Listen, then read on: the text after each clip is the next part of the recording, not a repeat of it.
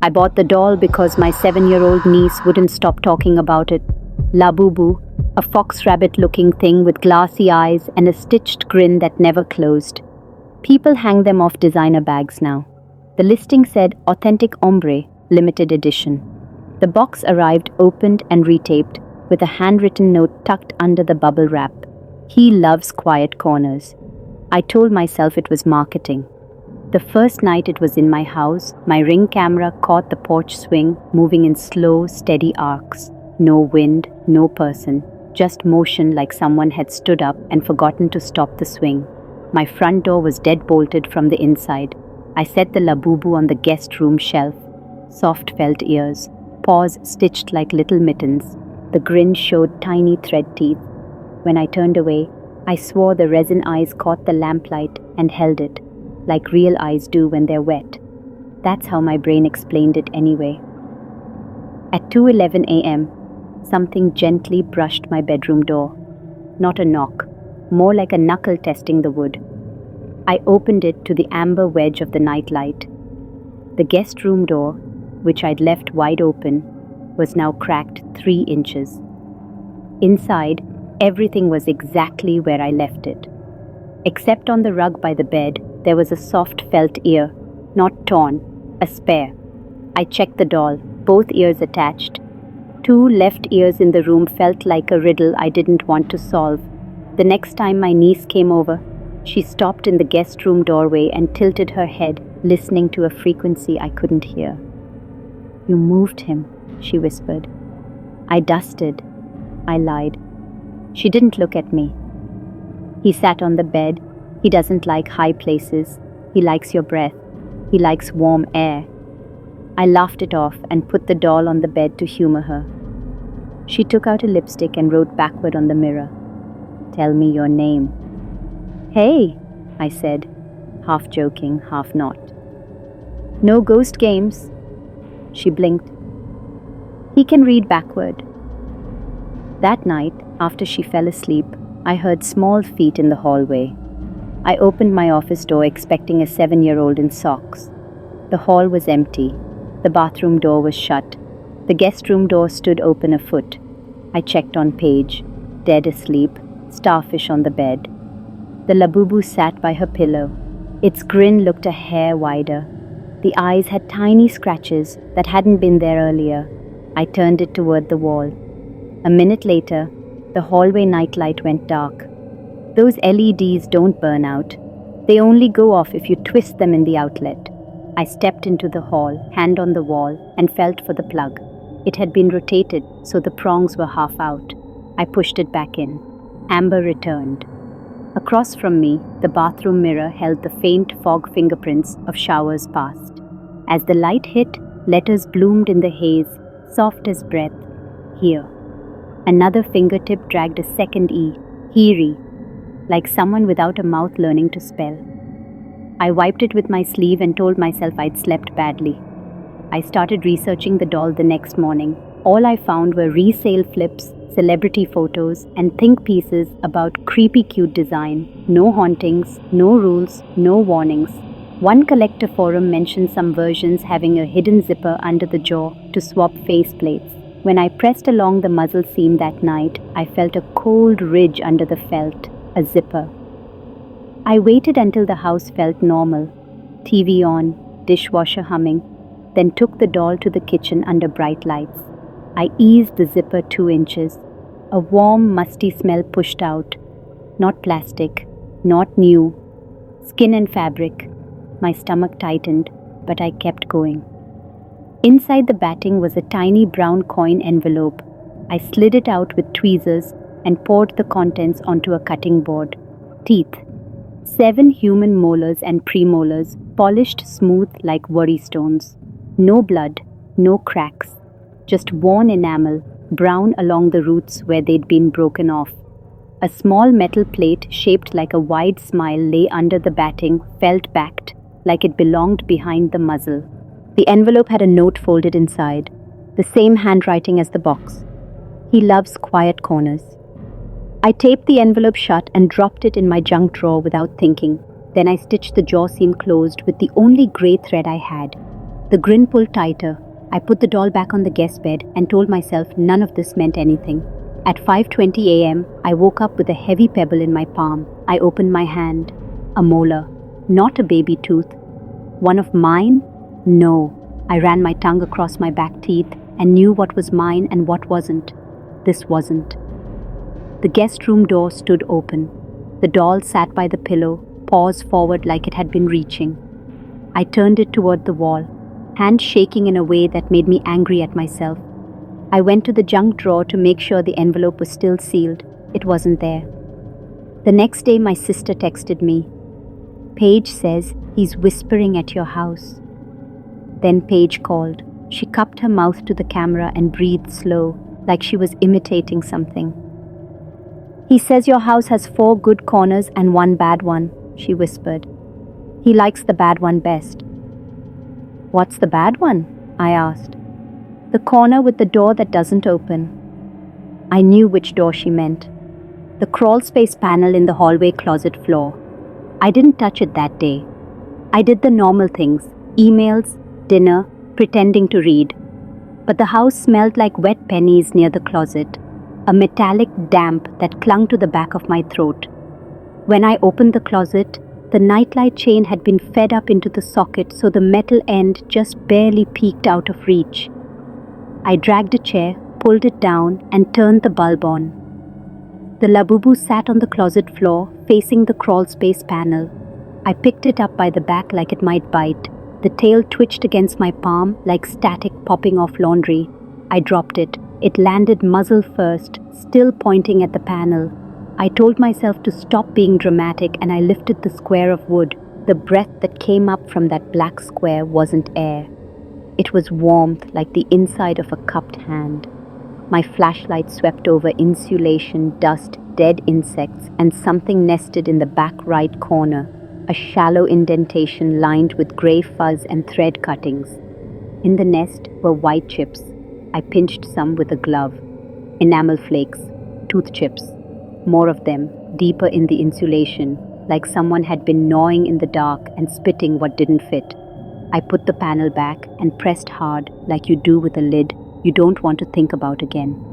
I picked the Labubu up and set it outside on the porch swing. I locked the door.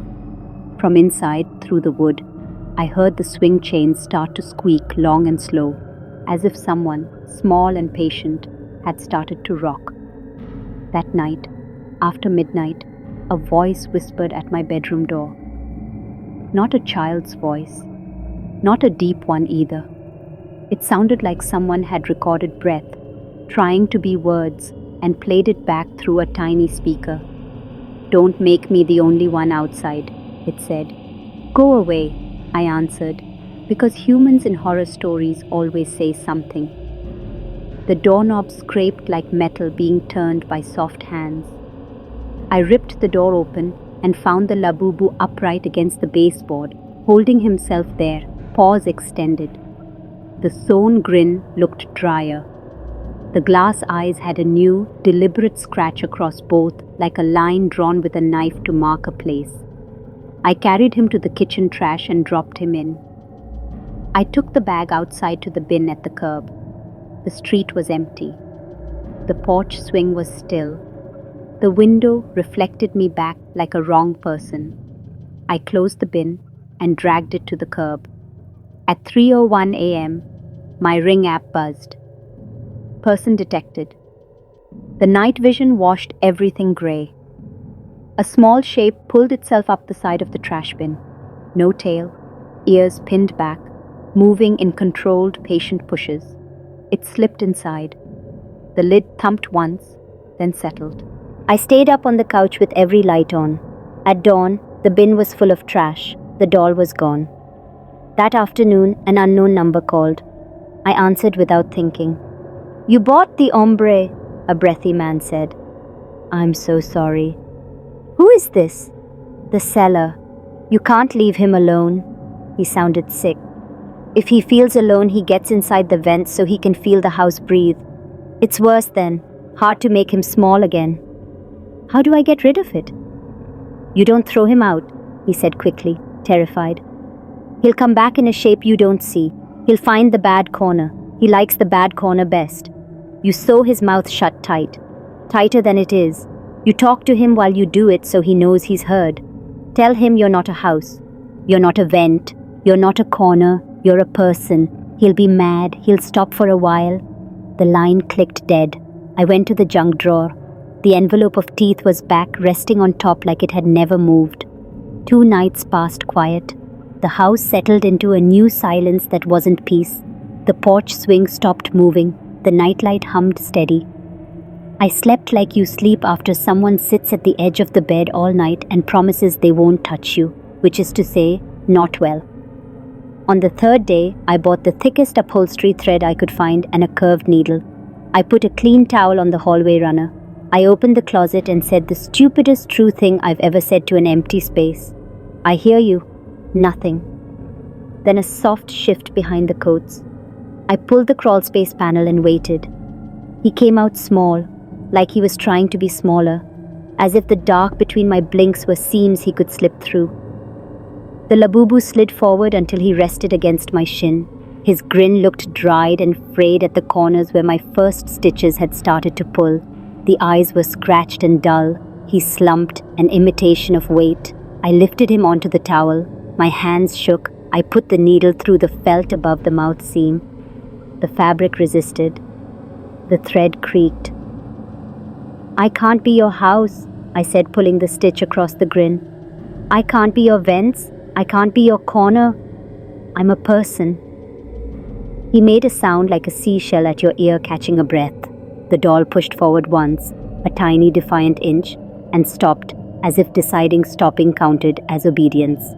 I crossed the stitches, X over X, lacing the mouth closed until the grin was a tight, puckered seam. I tied the knot and cut the thread. His eyes seemed narrower, but it could have been the fabric pulling. I set him on the guest bed. The house felt held, like a hand around a throat that wasn't squeezing. For 2 nights, nothing moved. On the 3rd morning, the hallway closet door stood open. I had closed it the night before. The crawl space panel was in place, but warm to the touch. I lifted it and saw the nest deeper now, lined with a cardigan button, a metal washer, and the brown envelope of teeth I hadn't put back. An arrow drawn through dust pointed to the back right corner, where a hairline crack ran down into darkness, the bad corner. That afternoon in the basement, I started the dryer and watched the vent hose puff and settle like a lung. When I stood up, 2 small handprints were in the dust on top of the dryer. 4 fingers, a thumb. I wiped them away and felt the heat of the exhale on my wrist. In the far corner, between the water heater and the wall, the dark wasn't shadow, it was absence. It slid along the baseboard, found a crack where floor met foundation, and drained into it like water. Okay, I said to nothing. Okay. That night, the Labubu waited at my office threshold, body at the exact line where carpet ended and wood began, mouth sewn shut, eyes gleaming in 100 tiny scratched facets. He didn't move. He didn't need to. Somewhere deep in the house, the furnace clicked. The vents sighed. I felt the air go out of me and into the ducts like a promise I hadn't meant to make. I took him to the porch swing and set him there gently. I closed the door, slid the deadbolt, latched the chain, and leaned my forehead to the wood. The swing chains creaked once, as if someone small had been given one final push. I didn't check the ring clip. A month passed. The house went back to a version of normal that had a permanent echo in it. I put a box over the crawl space panel like a paperweight on a dangerous thought. I stopped doing laundry after dark. When the vents exhaled, I exhaled back, not loud enough to be heard, just enough to feel like a person still lives here. Last week, I walked into a vintage shop with a Halloween pop-up. On the front table sat 3 plushes, 2 rabbits and a cream Labubu with a perfect grin. No scratches, no zipper seam I could see. I picked it up and felt nothing but fabric. The owner smiled tight at me like she was hoping I wouldn't ask the one question. A note was taped to the register in shaky handwriting. He loves quiet corners. I left without buying anything. Sometimes, late at night, my porch swing clicks once like chain against hook and then goes quiet, as if something tested it and decided against sitting. When the furnace starts, the vents breathe long and low, the closet stays closed, the box stays heavy on the panel, and in the guest room on the bed I don't use, a doll sits with its mouth sewn shut and its eyes turned toward the doorway, listening the way teeth listen when they're hidden in an envelope, waiting to be counted. I'm not a house, I'm not a vent, I'm not a corner, but if you buy a Labubu, don't let him learn your breath, don't let him find your bad corner, and whatever you do, don't put him outside alone.